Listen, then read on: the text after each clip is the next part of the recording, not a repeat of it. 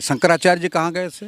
अगर अपमान नहीं किया राहुल गांधी ने तो फिर नोटिस का जवाब क्यों नहीं दिया? नोटिस पिछले 3 महीना पहले दिया गया, उसका जवाब अभी तक नहीं आया, तो उसके बाद कार्रवाई करना तो लाजमी है ना। एक बात बताइए, जब पंडित राहुल गांधी जा करके वहाँ दर्शन करते हैं, जो चीन में कब्जा है, वहाँ जा कर के पदयात्रा करके दर्शन करते हैं, तो इनसे बड़ा हिंदू कौन है? क्या राहुल गांधी ने ऐसा गुनाह कर दिया? वो हिंदू धर्म में रहने लायक नहीं है? क्या राहुल गांधी ने पूरे देश में रह रहे हिंदुओं का अपमान किया है? क्या राहुल गांधी ने हिंदुओं के अपमान के साथ साथ वो इंसानियत का भी अपमान किया है? क्योंकि जब उनसे सवाल पूछा गया, उनको नोटिस भेजा गया, तो उन्होंने जवाब नहीं दिया। अब इसको लेकर के जो शंकराचार्य जी हैं, उन्होंने साफ शब्दों में कह दिए वो हिंदू धर्म में रहने के लायक नहीं है।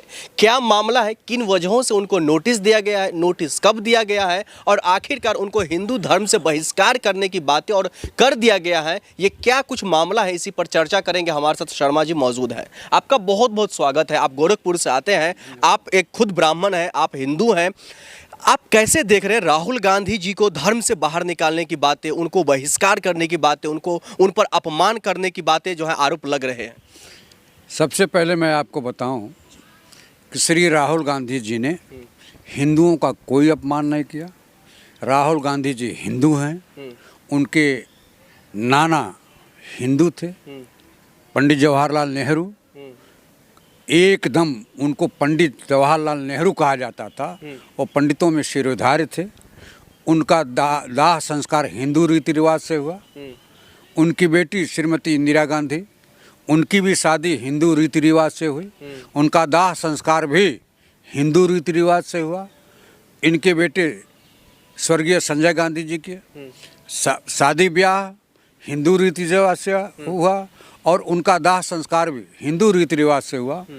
और राहुल गांधी जी के पिता श्री राजीव गांधी जी का शादी ब्याह हिंदू रीति रिवाज से हुआ, और उनका दाह संस्कार भी हिंदू रीति रिवाज से हुआ। तो राहुल गांधी शुद्ध रूप से हिंदू हैं। उन्होंने हिंदुओं का अपमान नहीं किया और न किसी देशवासी का अपमान किया। राहुल गांधी शुद्ध रूप से हिंदू हैं। नहीं, आप ब्रिज नारायण शर्मा जी आपका नाम है, आप भी ब्राह्मण हैं, हिंदू हैं। आप कैसे देखते हैं जिस तरीके से शंकराचार्य जी ने ये आदेश पारित किया, उसको आप फिर कैसे देखते हैं? आप बताइए, क्या भारतीय जनता पार्टी या शंकराचार्य जी जिसको कह देंगे हिंदू नहीं है, वो हिंदू नहीं है क्या? इसमें भारतीय जनता पार्टी या फिर प्रधानमंत्री मोदी जी या फिर बीजेपी को क्यों आप शामिल कर रहे हैं? हम आपको शामिल इसलिए कर रहे हैं कि इस जो राम का मंदिर बना, उसका शिलान्यास और उद्घाटन जब नरेंद्र मोदी ने किया, तो उस समय हमारे जो चारों शंकराचार्य हैं, जिनका हम सम्मान करते हैं, बेअदबी के साथ सम्मान करते हैं, उसमें नहीं पूछा गया।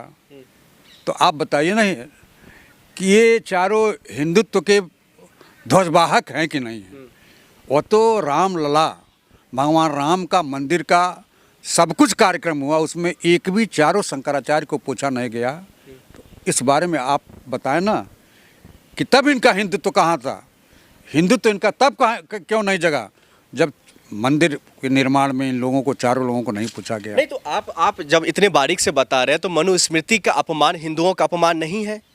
निश्चित रूप से भारत संविधान के हिसाब से चलता है। इसमें धर्म से कोई लेना देना नहीं है। इसमें सभी धर्मों का समावेश है और सभी लोग भारतीय हैं। भारत संविधान के तहत चलेगा, मनुस्मृति से नहीं चलेगा।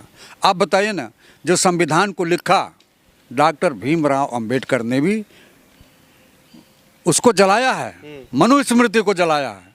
हमारे गोरखपुर में एक मेंबर ऑफ पार्लियामेंट जो भारतीय जनता पार्टी के थे, उन्होंने रामचरितमानस को जलाया।